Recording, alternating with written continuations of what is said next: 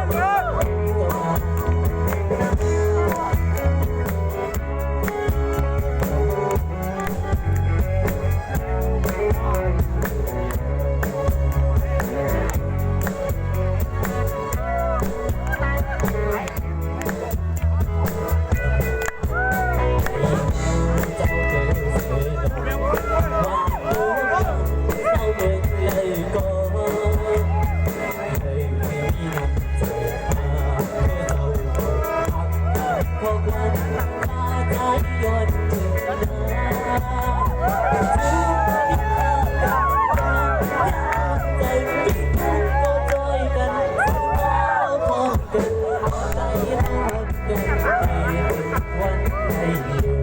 ยังน้อยเราสู่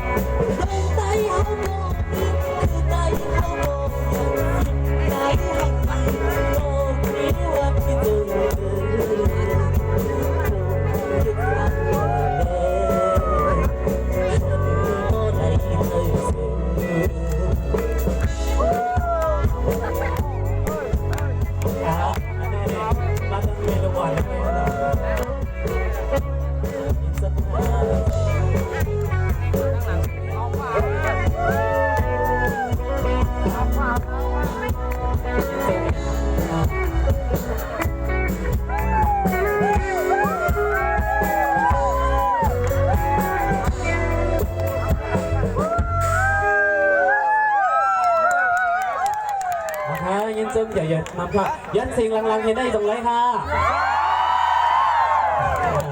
เอามาไว้ไหนตั้งไปตั้งขีนั่นเอาไว้แบบก่อนขนาดอย่าไปไกลเอามาใส่ในหัวใจคณะกันแน่นะเอาครับตั้งในก็สาวเล่าเนาะตั้งในก็เมาเล่าเลยกันเนาะ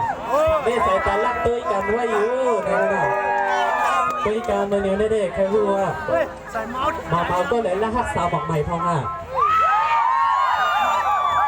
เมาหมอกใหม่จงมากค่ะคันได้สาวหมอกใหม่ค่ะลูกจงมีค่ะสาวหมอกใหม่ค่ะยุบมือเลยค่ะลูกมาค่ะสาวขาวค่ะลูกจงมีค่ะมีขนมนั้นเรียกอะไรเพื่อนไหนเป็นสังฆะวันไหนก็ย้อนเอาเป็นว่ามันได้มาเป็นโคไก่ตอนจื้อปันเมาฮักสาวหมอกใหม่เลยสาวหมอกใหม่นั่งสีกั๊บเลยครับลูกยิ่งสาวหมอกใหม่เลยครับขอบคุณค่ะนะ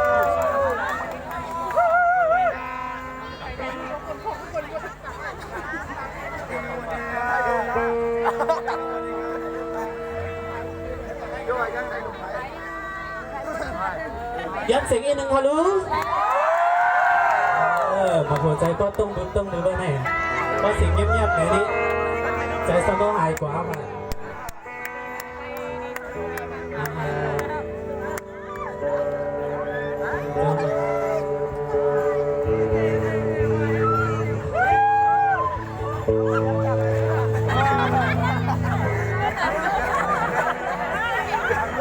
จงหายังจงหายังจงหายังจงหายังจงหาบ้าวันนี้ไหนวะ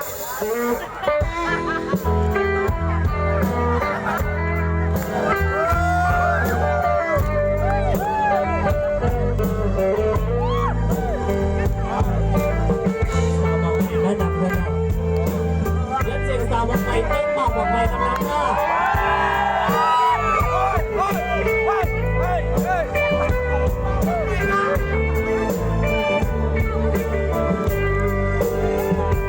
สองตัว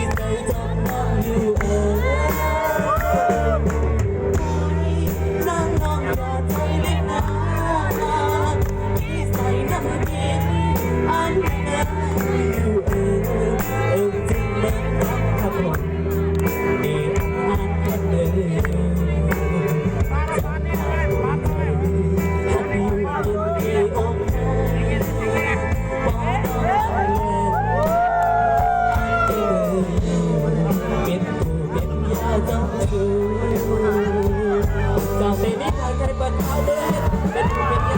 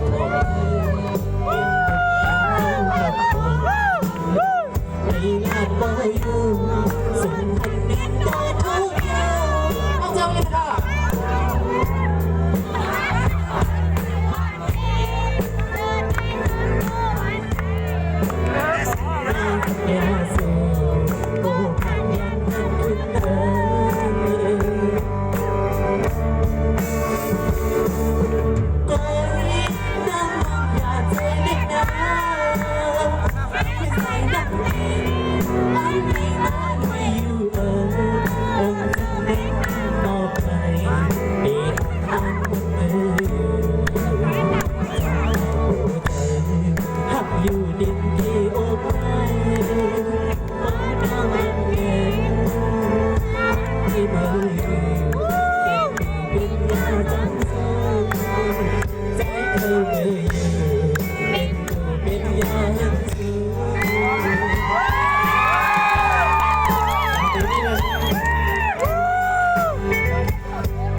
ยิ่งจมเจ้าเนี่ยนะคะเจ้าเนี่ยนะ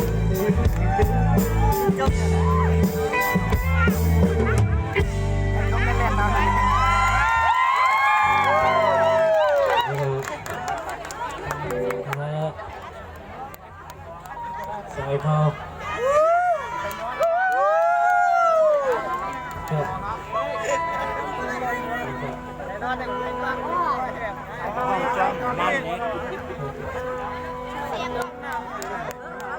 บางเตี้ยใจบางเขาย้อนซื้อปันบางเตี้ยใจไม่เคยเกี่ยวหายก็ชอบปีเก่ายังก็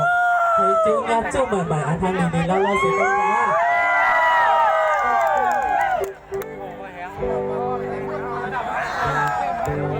น้ำย้อนน้ำเม่นรู้น้ำมันเขาคอยแอบว่าเราย้อนน้ำเม่นนี่บาทเดี๋ยวบอกว่าพอ40 บาทได้ป่ะน้ำเม่นน้ำเนี่ยน้ำหน่อยน้ำไรเหรอน้ำ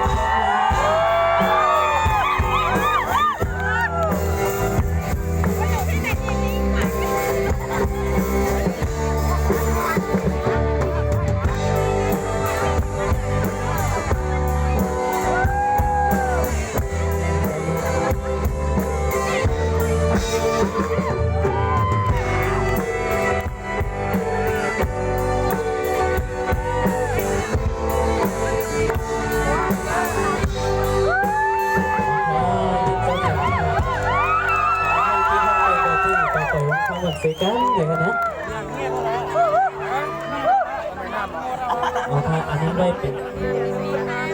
หลอกสองมาคณะเพราะว่าผู้ห้องความก็ติดมาไปทางนั้นในคณะเอาค่ะเอาไว้เป็นเอา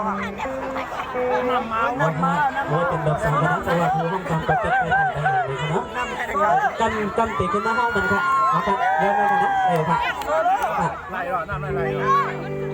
ก็เมื่อเดียวได้ก็ย้อนไปซุ้มกันค่ะยินดีอย่างนั้นค่ะ